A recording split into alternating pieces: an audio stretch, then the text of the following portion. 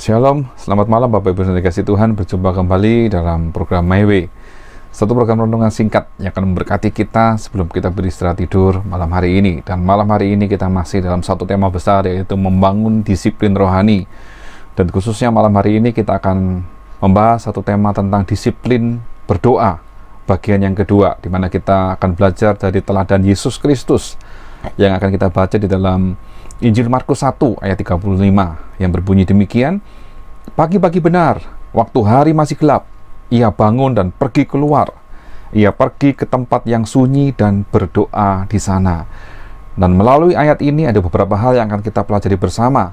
Bagaimana Tuhan Yesus memberi satu keteladanan melalui firman Tuhan ini, dan kita bisa jadikan ini satu panduan untuk kita mulai belajar atau disiplin berdoa. Yang pertama, kita baca di dalam Markus 1 ayat 35 kalimat yang berbunyi, pagi-pagi benar waktu hari masih gelap. Berarti Tuhan Yesus mencari waktu-waktu yang tertentu di mana dia bisa berdoa. Kita pun harus belajar seperti Yesus, mencari waktu-waktu yang tepat di mana kita bisa berdoa, khususnya berdoa secara rutin. Jadi kita harus memilih waktu di mana kita bisa berdoa dengan waktu pilihan kita secara konsisten, secara tepat. Dan biasanya memang banyak orang yang memilih pagi hari, karena sebelum memulai aktivitas kegiatan apapun, kita bisa mengkhususkan waktu kita untuk berdoa, bersekutu, dan menghadap Tuhan. Yang kedua, di dalam Markus 1 ayat 35 yang berkata demikian, ia bangun dan pergi keluar. Jadi kalau kita sudah menentukan waktu yang tepat, maka step yang kedua, langkah yang kedua yang harus kita lakukan adalah kita harus bangun dari tempat tidur tentunya, lalu berjalan keluar. Artinya sebelum kita memulai doa, ada satu aktivitas yang harus kita lakukan. Kalau kita memilih waktu pagi hari, tentunya setelah menentukan waktu, kita bangun di waktu tersebut, kita harus bangkit dari tempat tidur, turun dari tempat tidur, kemudian mungkin kita mencuci muka, gosok gigi, atau apapun, membasuh wajah kita supaya kita benar-benar siap untuk berdoa.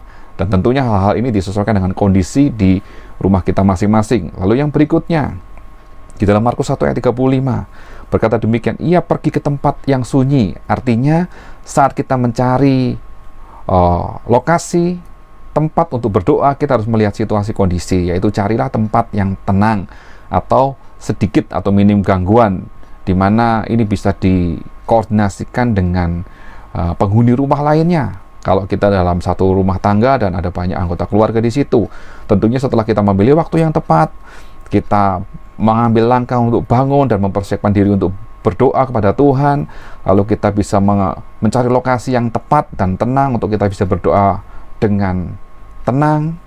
Lalu yang keempat, di dalam Markus 1 ayat 35, dan berdoa di sana. Firman Tuhan berkata dan berdoa di sana. Jadi kalau kita sudah menentukan waktunya, bangun, persiapan, tempatnya sudah tenang, maka yang paling penting adalah kita berdoa dengan sungguh-sungguh. Karena berdoa menurut Kamus Besar Bahasa Indonesia berarti permohonan, yaitu harapan, permintaan, dan pujian kepada Tuhan. Tetapi bagi setiap orang yang percaya, kita yang menjadi anak-anak Tuhan, doa itu adalah nafas kehidupan dari setiap orang Kristen yang percaya kepada Tuhan.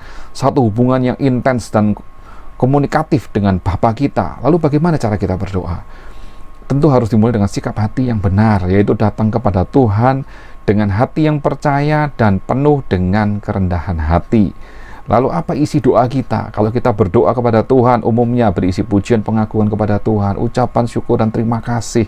Kemudian bisa kita naikkan permohonan, permintaan kita, bahkan pengampunan atas segala dosa kesalahan kita. Dan juga kita bisa memanjatkan doa-doa yang spesifik untuk permohonan kita khusus. Dan contoh yang baik untuk berdoa adalah yang diajarkan Tuhan Yesus, yaitu doa Bapa kami. Lalu mengapa disiplin berdoa ini sangat penting buat kehidupan kekristenan kita atau kerohanian kita? Yang pertama, karena hal inilah yang dituntut oleh Tuhan Yesus Kristus, karena dia sudah memberi teladan dengan apa yang tertulis di Markus 1 ayat 35 yang menunjukkan bahwa kita pun harus meneladani seperti Yesus Kristus. Di dalam 1 Tesalonika 5 ayat 17 berkata, tetaplah berdoa, karena teladan Yesus Kristus adalah dia berdoa secara rutin, secara kontinu dengan disiplin rohani yang tinggi. Maka kita pun harus mengikuti teladan Kristus. Lalu yang kedua, Mengapa disiplin berdoa itu penting? Karena saat kita berdoa, itu adalah saat dimana kita bisa memulihkan hubungan kita sebagai anak dengan Bapa kita, dimana kedekatan, keintiman dengan Bapa ini ada sesuatu hal yang dikehendaki oleh Bapa sendiri, supaya kita mengerti apa yang menjadi isi hati dan kehendak Bapa atas hidup kita. Seperti doa Tuhan Yesus pada saat di Taman Getsemani, dia berkata kepada Bapanya, "Jikalau sekiranya mungkin, biarlah cawan ini lalu daripadaku, tetapi janganlah seperti yang ku kehendaki, melainkan seperti yang Engkau kehendaki." Jadi disiplin berdoa ini sangat penting untuk kita mengetahui apa yang menjadi kehendak Bapa, dan kita berdoa supaya kehendak Tuhan yang jadi. Lalu yang ketiga, disiplin berdoa ini penting karena disiplin berdoa ini akan memperkuat iman kita, memberi satu pengharapan yang pasti, memberi tambahan tenaga, spirit, pikiran yang positif, dan semangat untuk kita menjalani kehidupan kita. Di dalam Roma 12 ayat 12 yang berkata, "Bersukacitalah dalam pengharapan, sabarlah dalam kesesakan, dan bertekunlah dalam doa." Tanpa doa mungkin kita tidak bisa bersukacita dalam pengharapan kita. Mungkin kita tidak bisa sabar dalam kesesakan. Saat kita mengalami hal seperti itu, maka kita harus bertekun dalam doa.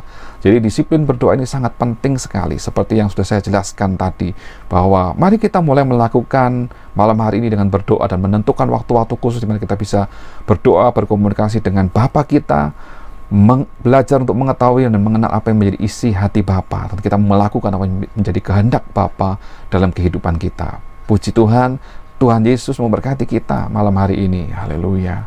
Amin.